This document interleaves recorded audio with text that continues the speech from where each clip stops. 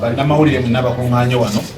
Ensonga etukuŋŋaanyizza olwaleero ng'abakama baffe bonna bagyogeddeko ya Skypings Tours and Travel, ensonga ya okunyanjula eri ensi nga ekifaananyi kya company ya Skypings Tours and Travel as a brand ambassador.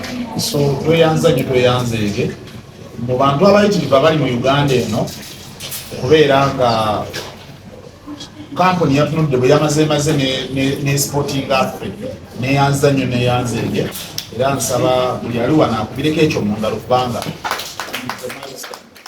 so Skypings Tours and Travel nze nange ndudde nga ndi part of the family of yo nga company nga tukola emirimu, era ne radio gyetukolera ku CBS manyi abagiwuliriza muwulira ensonga engeri yezitembeetebwamu, then on air off air tusigalako nga kwe tuli mulamwa tetuvaako, tusigala nga tupushinga brand. So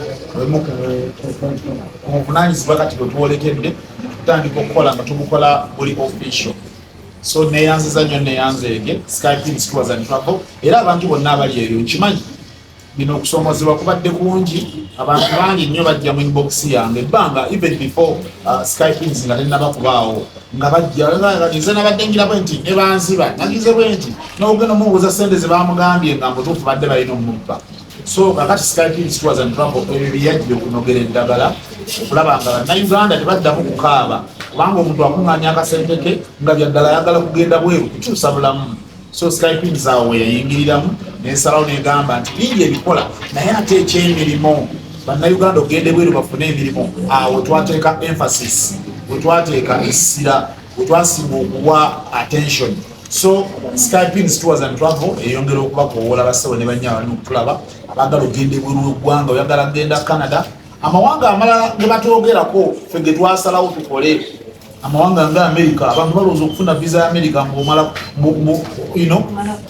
ng'omala kutunda bijja naawe nennyini weetundiramu. Akati ku Skypings Tours and Travel ebyo gye twagala okusindika ogenda okole ng'ate n'akasente otuwaddeko 50%, ebirala n'ogenda n'okola nga bw'otuweereza. Bino ebisinga bibadde tibiriiwo, naye kakati tugenda biraba ku mulembe guno omuskypings.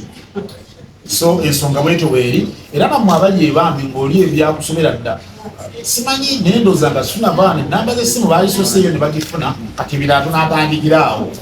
Bwewandiika 0709 n'olwandiika 707 n'osembya 197 oba oli mutereevu kitebe.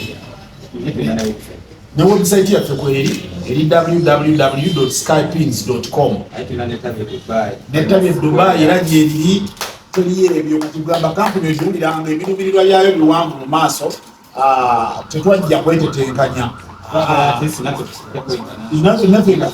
olwedde tuli munsemu twagala nsimeka nga 8 okitegedde brand gye tulipresentinga from today onwards. Toyanza nyo toyanze Uganda wange Mbazira Tonny nze mpoke brand ambassador Ntembe.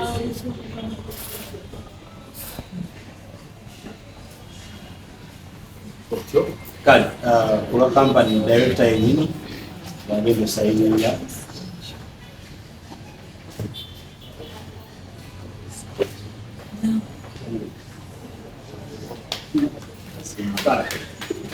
yanze representing a company ya Skypings Tours and Travel. Skypings Church, a company eyagonza mu byentambula naddala ebyennyonyi oba oyagala kufuna mulimu mu nsi z'ebweru. Tulina emirimu egy'enjawulo, caregivers, tulina ebya supermarket, tulina truck drivers n'emirala mingi nnyo. So basically oba oyagala okukola naddala mu nsi ez'e Canada, okusinga kuba nabo mu Canada, America, USA, Netherlands singa okubeera mukono obukugu. Ab'e Dubai tubatwala kuwummula, Saudi Arabia bwe bityo kuwummula, Dar es Salaam nengo okola naganda bya mukona kasente. Skypings Tours and Travel tusinganibwa wano Haruna Mall level 3 offices za Kweziri. Mukadde kano ngenda kubategeeza nti tuli wano bangi judi mubadde mumula all the time na pushinga brand na fefe na abali eno badde pushinga brand bakulaba ngacho chiche ngenda kukiriza buli omatu buuzeeko ayo ku kyatunyonyola ku branding aba ku mukono gwange guli then bwetuti naye mu mbeera efaananako bwetyo Mbaziira yengera kumubikka tajja kwogera kati ajja kwogera leeta yensonga lwaki tuli wano kulaba nga ateeka omukono ku ndagaano gye twakiriziganyizaako ebikayina confidential kulaba nga representinga brand kale atandikire wata balamusiza bassebo ne bannyabo nesimye okubalalako nakyagolwa leero erinnya nze Nambooze nga mpudde ku BBS Telefina Skyping Travel y'omu ku bafakina baffe tukola nabo tukolagana ne brand zetumanyi ezesigika ng'Obwakabaka tukolagana n'abantu baffe era bw'olaba nga tulina omuntu brand ebeera muba mulina okugyesiga Skyping